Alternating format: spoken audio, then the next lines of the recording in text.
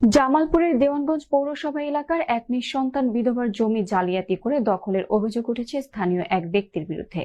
কবরস্থানে জমি দান করার সুযোগ নিয়ে এই প্রতারণা করা হয়েছে বলে অভিযোগ করেছেন ভুক্তভোগী। মোহাম্মদ সুমন মিয়ার তথ্যচিত্রে বিস্তারিত।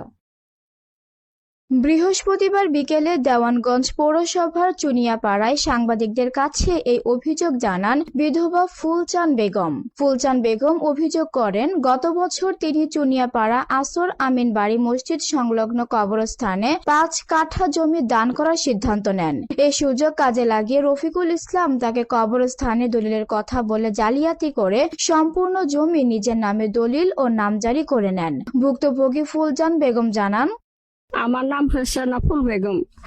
এই ফুল বেগম 5 কাঠা জমিন গুরুস্থান দিছে, ওরই সাথে আর জমিন তোমার নেহি নিছে, সুন্নু নিছে। তুমি আবার বেচছে কাছে অভিলেখ আছে বেচে, যখন অভিলেখ আছে কলা দিয়েছে, কথা বুড়া শেষে, তখন আমি পারলে এই অবস্থা। আমার পোলাহান নাই, আমার স্বামী নাই, আমার কেউ নেই দিনের। আপনার ঘরে ছাড়া আমার কেউ নাই, আমার ছাড়া কেউ নেই। অসাই উনার অসাই বাপ মরছে, মা মরছে, এখানে উনা খুশি করিয়া 5 কাঠা মারি গুরুস্থান দিছে, মসজিদের গুরুস্থান দিছে। গুরুস্থান দিছে এই কথা কয়ে, গুরুস্থানে কথা কয়ে 5 কাঠা মারি গুরুস্থান এখানেও নিছে। নেওয়ার পর এই 8 কাঠা মারি ওরা চালাই করে নিছে, নিয়ে উনা গুরাস করে নেই, চুন্নু নিছে। চুন্নু নেওয়ার পর চুন্নু বেচছে, ওগুলোর কাছে 3 কাঠা মারি আর 5 কাঠা মারি আছে। সেই কান্দাকাটি করতেছে।